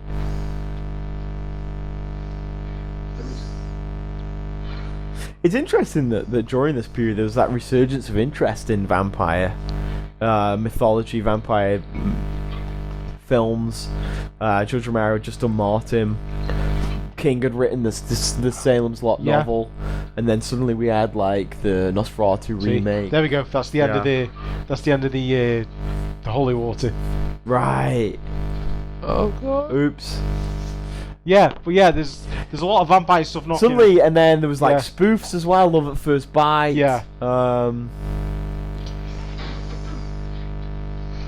I can't remember when the Count Yorga films. I think they're a bit earlier, mid-70s. Well, we haven't really touched on the guy that plays Barlow is a guy called Reggie Naldi. Okay. And interesting guy, and he was in Zoltan, Hound of Dracula. So he's got sort of our vampire film origins. Like a horror pedigree, yeah. He'd been in some kind of softcore horrors as well, something called Dracula Sucks, where he used a different name as well.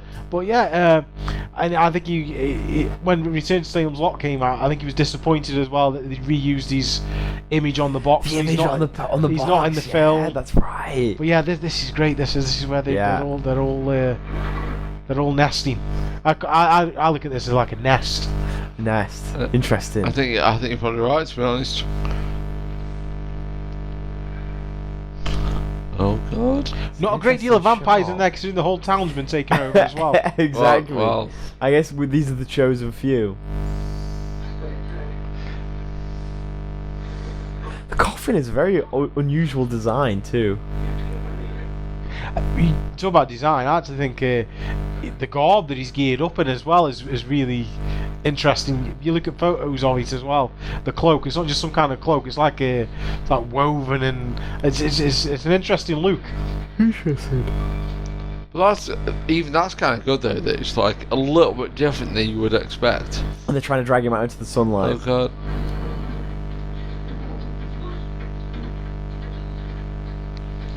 And there's a great scene in it. You talk about ad-lib scenes as well. Do you know when they start? I think it's after they start crawling out. When they first open the coffin, he catches Barlow. He catches the glare and he pushes Mark out of the way. And I think he pushes him too hard. So check that out. I've always thought that. It's either really good acting or it's ad-libbed. Let's see. This is all iconic stuff. As far as vampire, there's a lot of vampire films out there. No, but this is it, and they've lost the light. Right.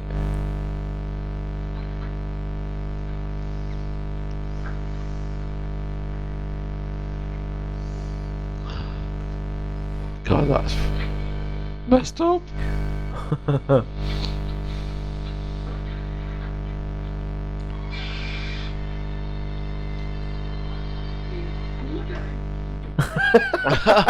Oh my god.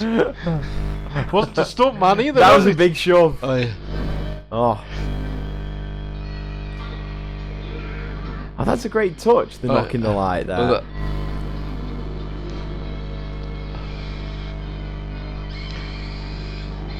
I guess that's like the basement scene in Psycho that's alluding to. There's the lights on the pendulum.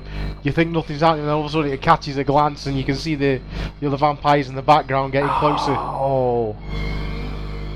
It just shows the sheer force that he's gone down with as well. He's not thought about it. Right.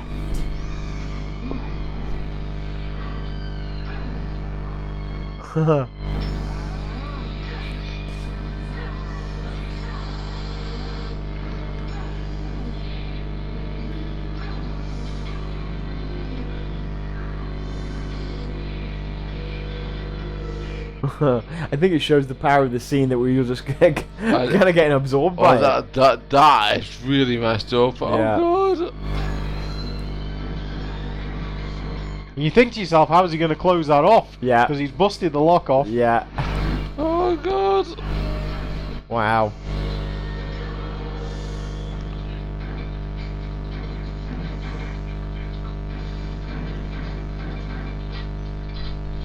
Is that with a screwdriver?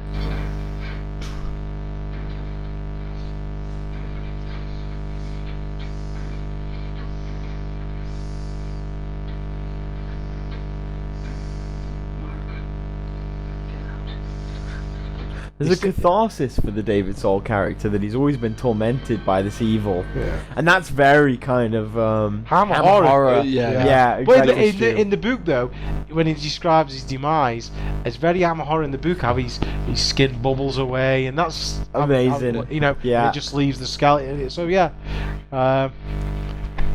but Mark, even though he's seen all this horror, he's still a kid, and he's telling him to get out. Yeah, he's trying to protect him. But we're talking about the fire as well. One massive scene that was missing was where at the school they're on about the Great Fire of Salem's Lot years ago. And there was a school play, and that's all missing. Right. And obviously the line here that the fire is going to purify Salem's Lot, but King said that he always thought he could do a sequel to this anyway. Right. He said that, and yeah. He recently did a sequel to The Shining, didn't he? In book form, so you never know. It's never too late. Yeah.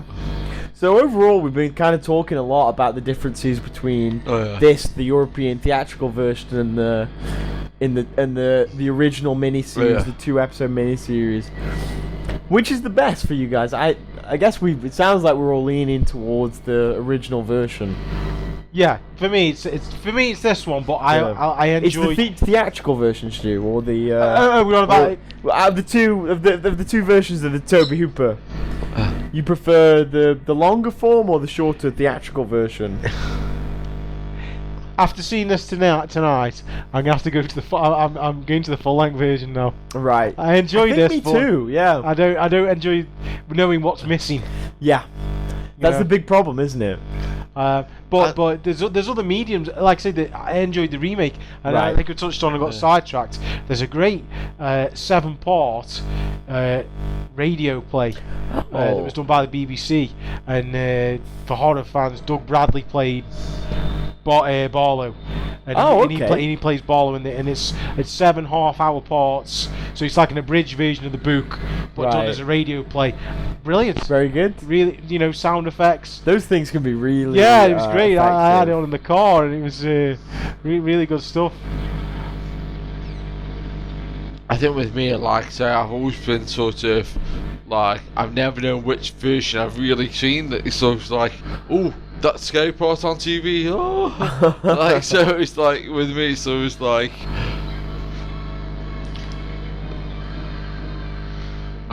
Then you see the moon change into the skull. Oh yeah. I'll scream. Well, no. There you go. At this point, we should also mention, I suppose. Oh, it's finished. That's it. God, so they don't even go back to Mexico, I guess. Well, we never started in Mexico, so you wouldn't know, and that's the thing. For many years, you wouldn't know what happened to Susan. You presume she's been killed, or right. But then, such an abrupt ending. Yeah, and then obviously in the full length version, we go back to Mexico, where you see the holy waters had the water glowing. She appears again, and you think she's going to get David Soul's character, but again he resists and stakes her. Amazing. We had to pick that up quick because we're going to be running out of time. I know. I was just going to say, I was going to try and find me random. Well, Marjorie Who's your random crew member, Dave? Mine's Marjorie Glick the Key, because she was married. Off the top of my head, she was married to James Mason. Oh. Whether it was a second marriage or first interesting. marriage, but that was James Mason's wife. Who have you got? Mine Dave? is the guy that did the contact lenses for him. It's We're okay. We're in the. We're still going. It's like something like. Something Spoons was his name, but I can't think what it was. Oh God! I'll Thanks for listening, everyone. See you later.